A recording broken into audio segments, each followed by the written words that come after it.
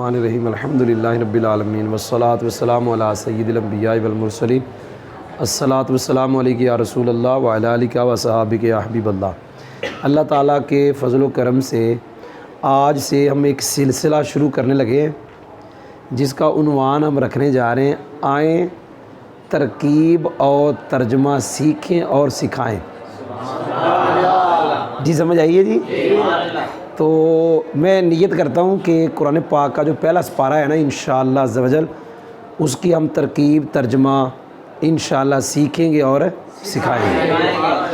چلے ہم اعوذ باللہ من الشیطان الرجیم، آج ہم اس کی ترکیب ترجمہ سیکھتے ہیں اور سکھاتے ہیں۔ سب سے پہلے ہے اعوذ۔ جب بھی آپ کے سامنے کوئی لفظ آئے تو آپ نے دیکھنا ہے یہ اسم ہے، فعل ہے، تو یہ جو اعوذ باللہ من الشیطان الرجیم میں نے لکھا ہوا ہے اس کو کہتے ہیں تعوذ۔ کیا کہتے ہیں؟ اس کے اندر آپ کو پوری تعوذ میں ایک فعل نظر آ رہا ہے۔ او بھائی ادھر دیکھو، پوری تعوذ میں کتنے فعل ہیں؟ یہ ہے جی فعل۔ پوری تعوذ میں آپ کو دو حرف نظر آ رہے ہیں۔ کتنے حرف؟ ایک یہ با اور یہ حرف ہے، اور یہ بھی کیا ہے؟ حرف ہے۔ اور اس کے علاوہ آپ کو پوری تعوذ میں تین اسم نظر آ رہے ہیں۔ یہ بھی اسم ہے، یہ بھی اسم ہے، اور فعل ہمیں نظر آ رہا ہے اعوذ۔ فعل جب بھی آپ کے سامنے آئے تو آپ نے سب سے پہلے اس کا فاعل تلاش کرنا ہے۔ اور یہ ہمارے جو سبق سنتے ہیں لوگ، ہم نے ان کو کئی مرتبہ بتا دیا ہے کہ مضارع کے فاعل کو تلاش کرنے کا طریقہ یہ ہوتا ہے کہ آپ مضارع کا صیغہ دیکھیں، تین میں سے ہے، دو میں سے ہے، یا نو میں سے ہے۔ تین سے مراد واحد مذکر حاضر، واحد متکلم، جمع۔ اعوذ تین میں سے ہے، یہ واحد متکلم کا صیغہ ہے، اور یہ پکا قاعدہ ہے جو تین صیغے ہیں مضارع کے، واحد مذکر حاضر، واحد متکلم، ان کا فاعل ہمیشہ ضمیر مرفوع متصل۔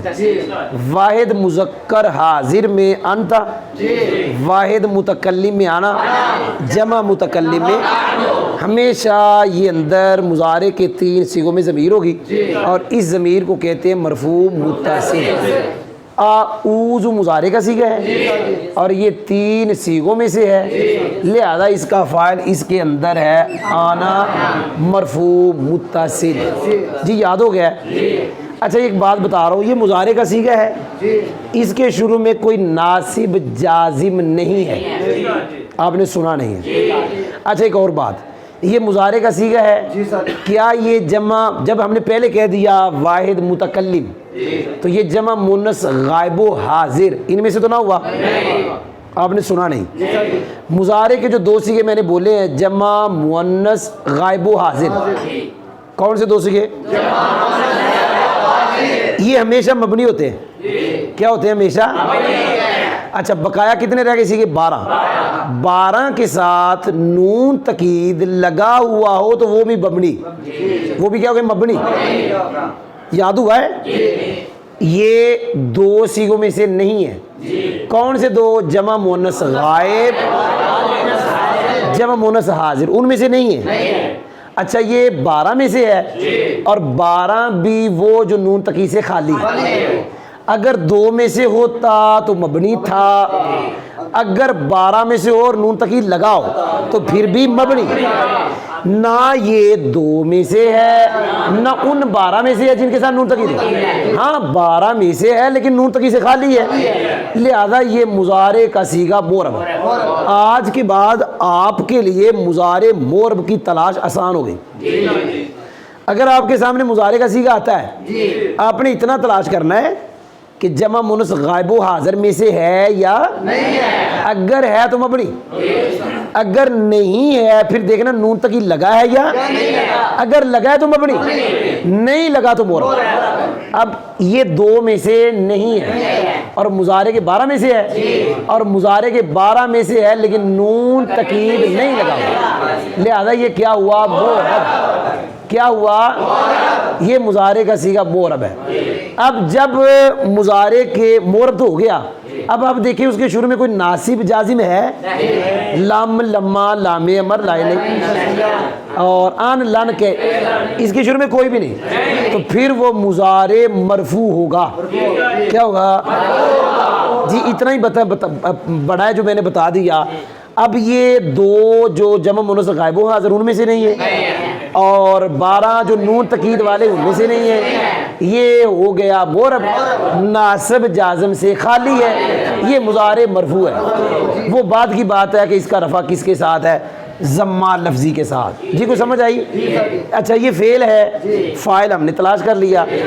آگے ہے باللہ، یہ با حرف جار ہے، لیکن اس کے لیے اتنا ہی ہے کہ یہاں دو حرف جار، دو حرف ہے اور دونوں حرف جار ہیں۔ تعوذ میں کتنے حرف ہیں؟ اور دونوں کے دونوں حرف جار ہیں، اور ان کا کام ہوتا ہے یہ جر دیتے ہیں۔ یہ نیچے جر کس نے دیا؟ یہ نیچے جر کس نے دیا؟ حرف جار نے۔